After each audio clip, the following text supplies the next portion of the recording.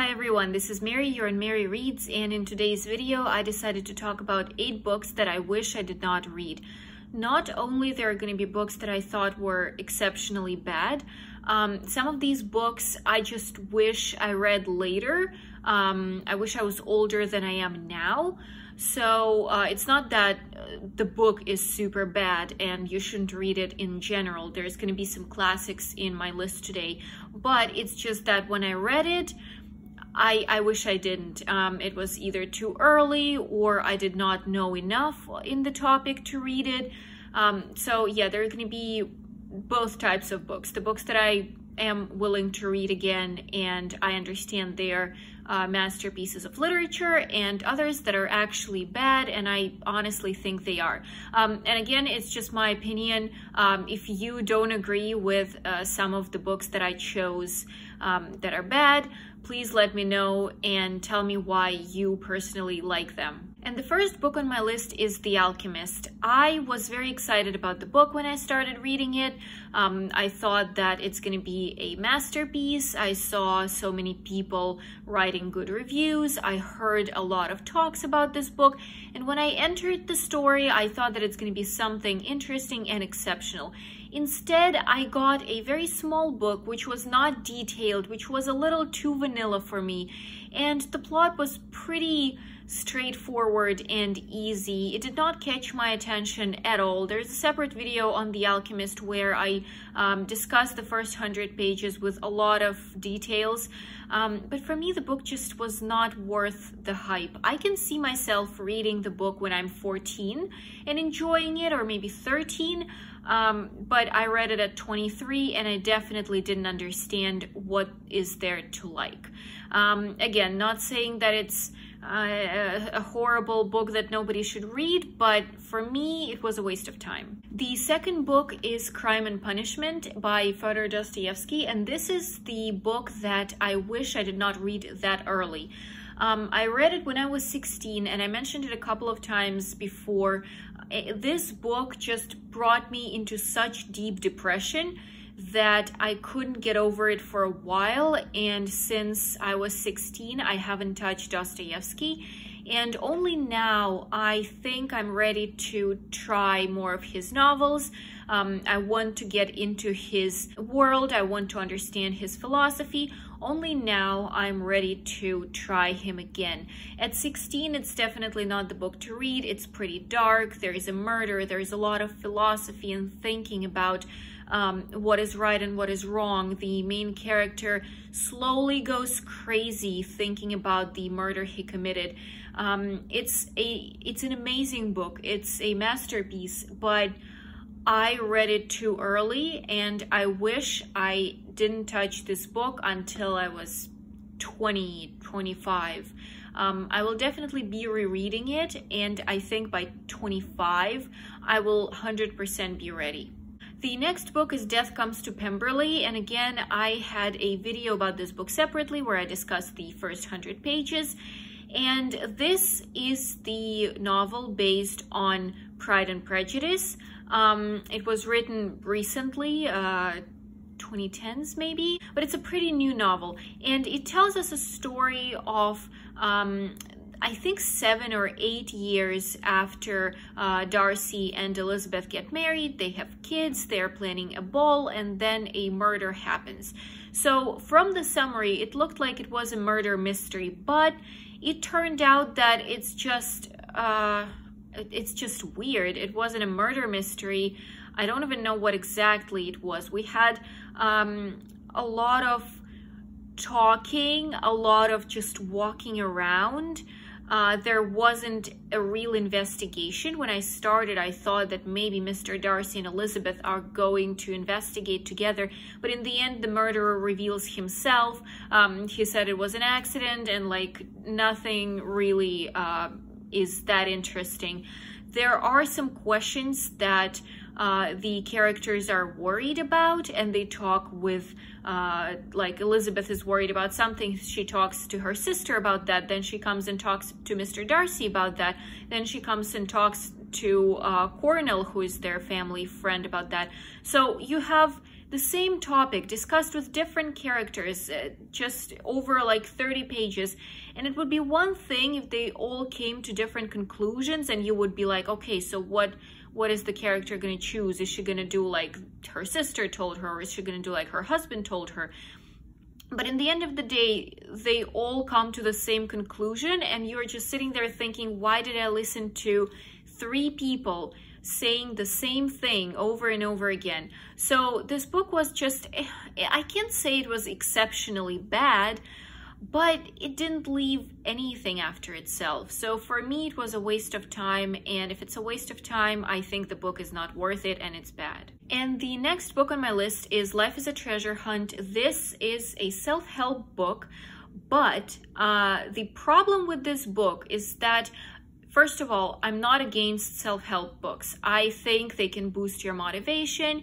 I think even if they don't like open your eyes and change your life completely, they will at least give you some boost of motivation. You will try to do something differently. You will try to do more than you usually do, or at least you will see that there are other people that are dealing with the same issues as you are.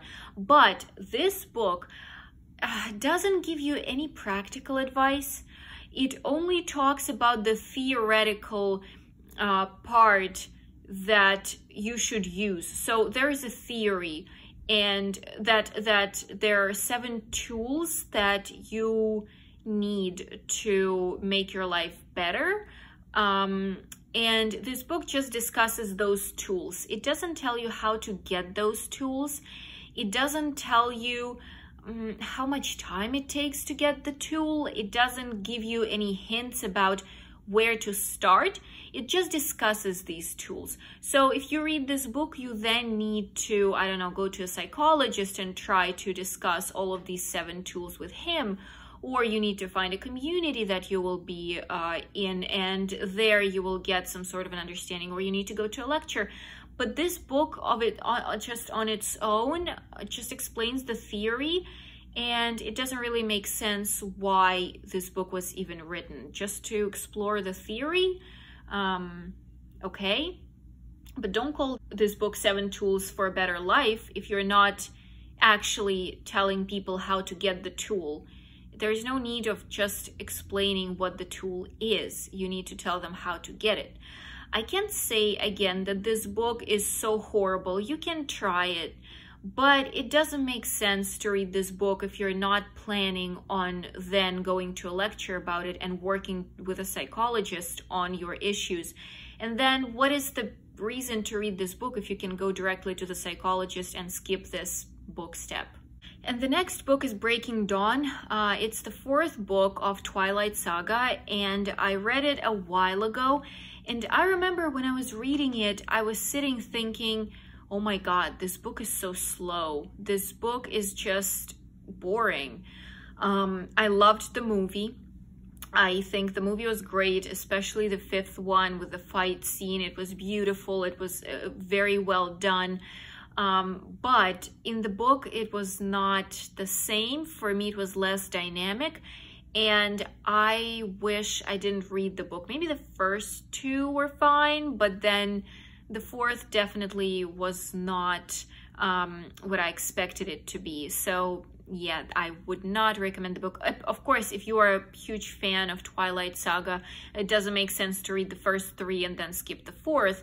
But if you're just kind of interested, you liked the movies, you're not sure if you need to read the books, maybe read the first 2, see how it goes from there. The 4th was just not super well done. The next book is Lord of the Flies. It was an amazing book in the sense that it is classics, it is a dystopian novel, it has a lot you can think about, but when I read it, I was like 14, 15, and the same with Crime and Punishment. It gave me just such a horrible feeling of distress. Oh my God, especially because kids are main characters and these horrible things are done by kids.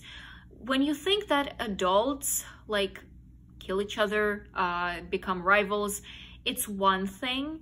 When it's kids, it's just so much worse. I don't know if it makes any sense, but kids, you think they're innocent, you think they're kind, you think they're just children. They're little, you know, they should play toys, be friends, and explore the world.